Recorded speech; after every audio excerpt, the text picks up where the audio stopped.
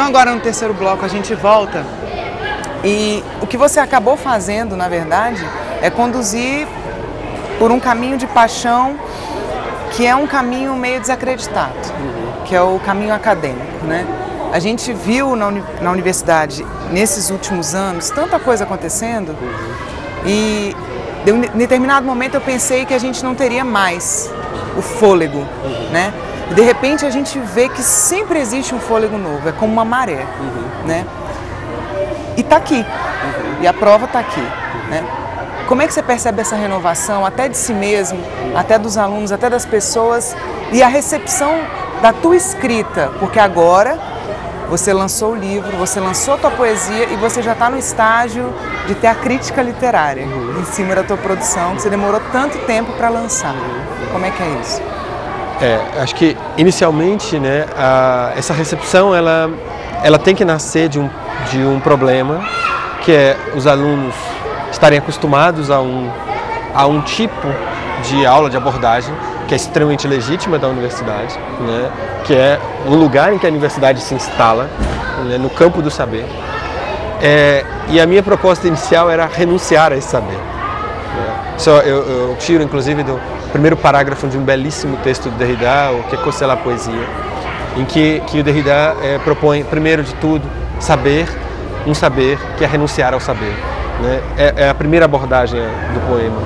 E essa renúncia, ela é muito dura inicialmente, né? Não só para o aluno, não só para mim como pessoa, mas também para mim como professor, né? Que todos os semestres eu tenho que renunciar ao meu saber.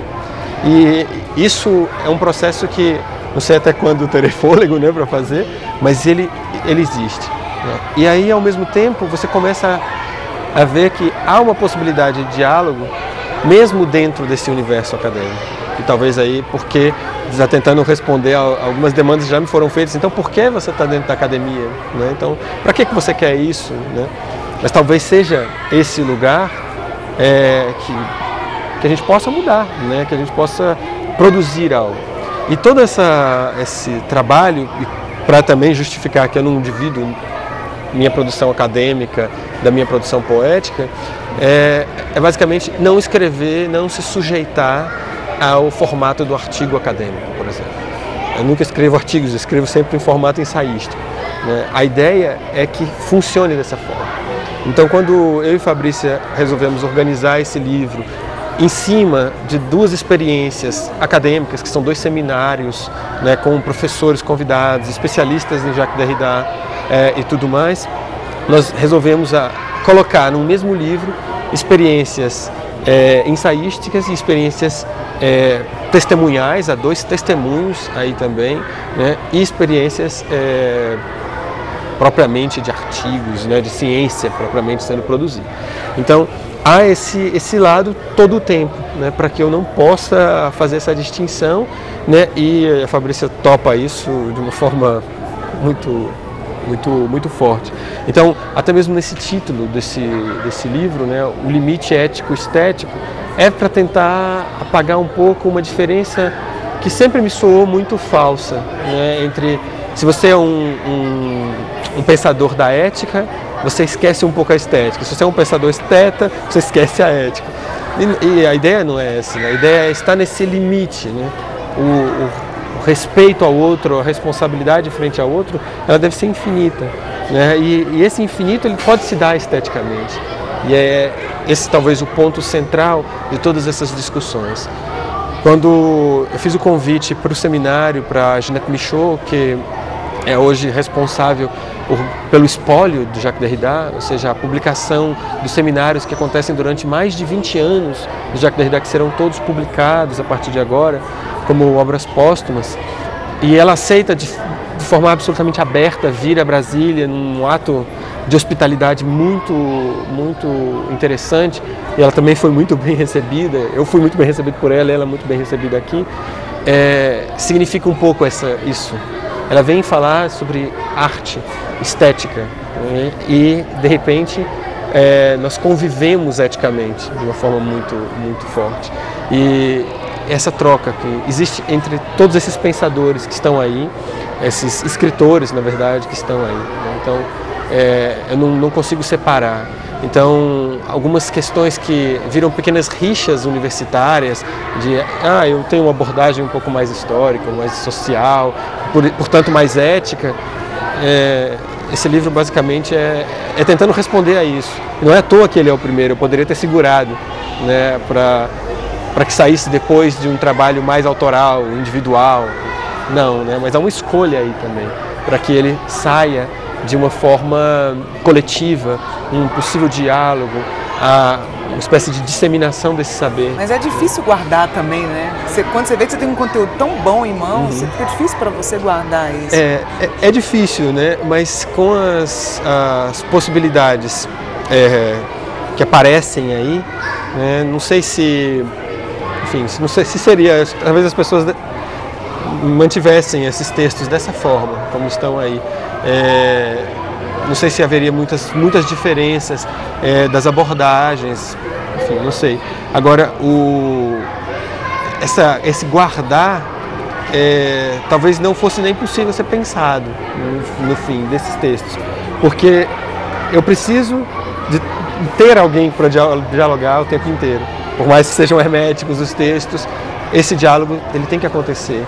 Então esse tu absoluto, né, esse tu que está lá num outro lugar, esse lugar do outro, ele aparece todo o tempo nesses textos, né? Sejam nas escolhas poéticas, das análises poéticas que estão aí, sejam nas análises teóricas que estão aí. Então, em princípio, o grupo estuda autores que dão medo na maior parte da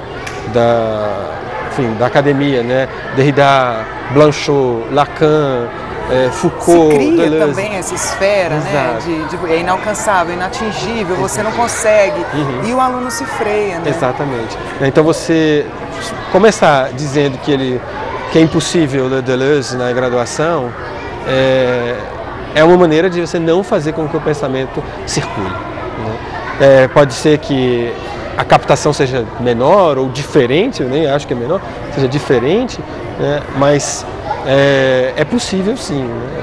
Há 3 semestres atrás, eu dei uma disciplina só sobre Jacques Derrida na graduação, né? A primeira ideia era, mas espera aí, isso não dá, porque tem que ter uma tradição filosófica por trás.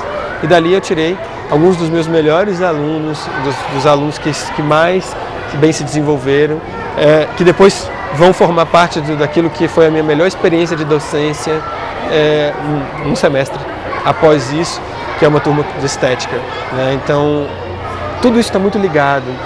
Isso diz respeito muito ao fato de você não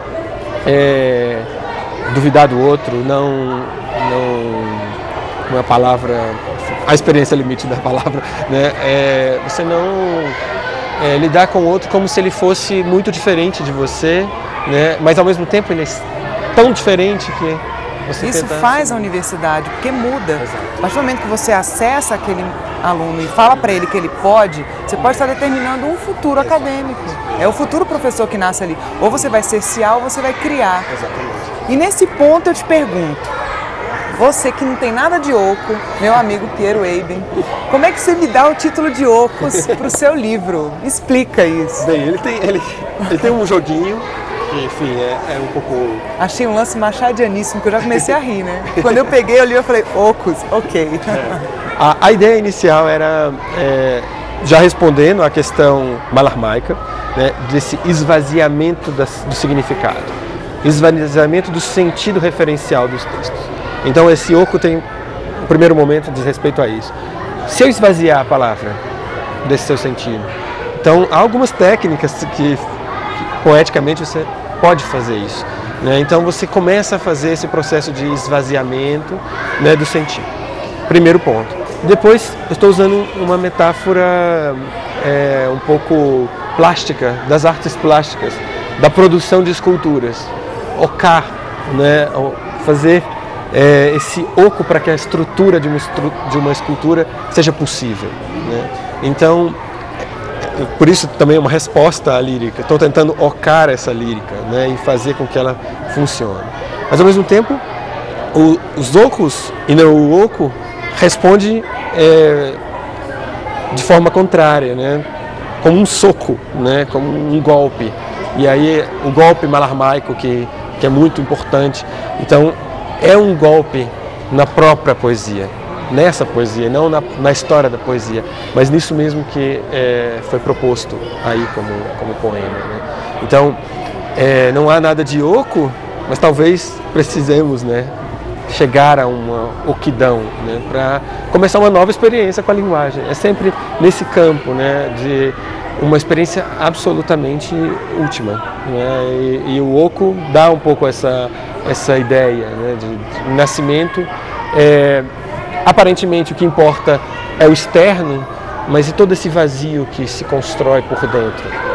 Algumas das questões que aparecem no texto, por exemplo, que eu não estou só respondendo à lírica, sobretudo a lírica europeia ocidental, mas muitos dos poemas, muitos deles nascem de uma estrutura oriental, do extremo oriente, né? Então, o haikai que aparece, o típico poema da canção chinesa aparece, né? Então, toda essa compreensão outra que existe, né, se você tem uma plenitude, você também tem um esvaziamento.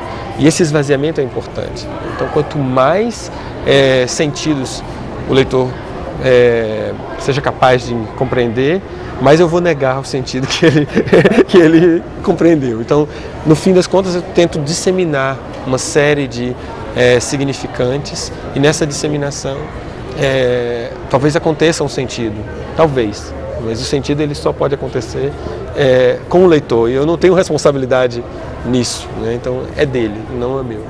Que bom, né? Mas você já tem coisa engatilhada aí. Me conta desse próximo, até para você já saber, se preparar, que vem coisa boa aí. Conta.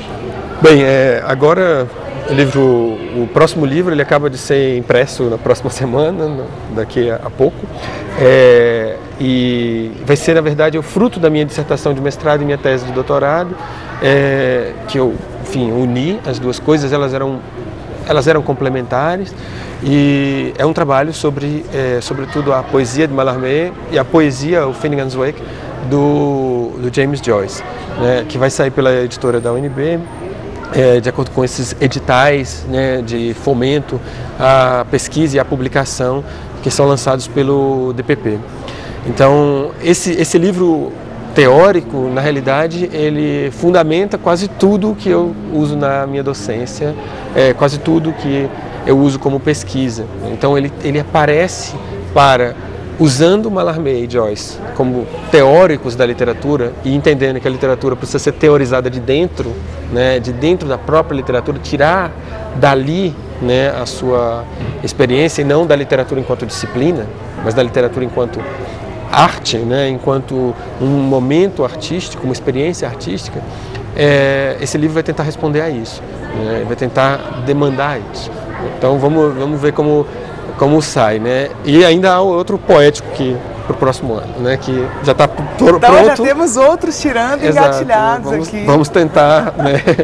Vamos tentar publicar assim, né, com mais frequência e tudo mais, para talvez fazer algum sentido, né? Isso tudo fazer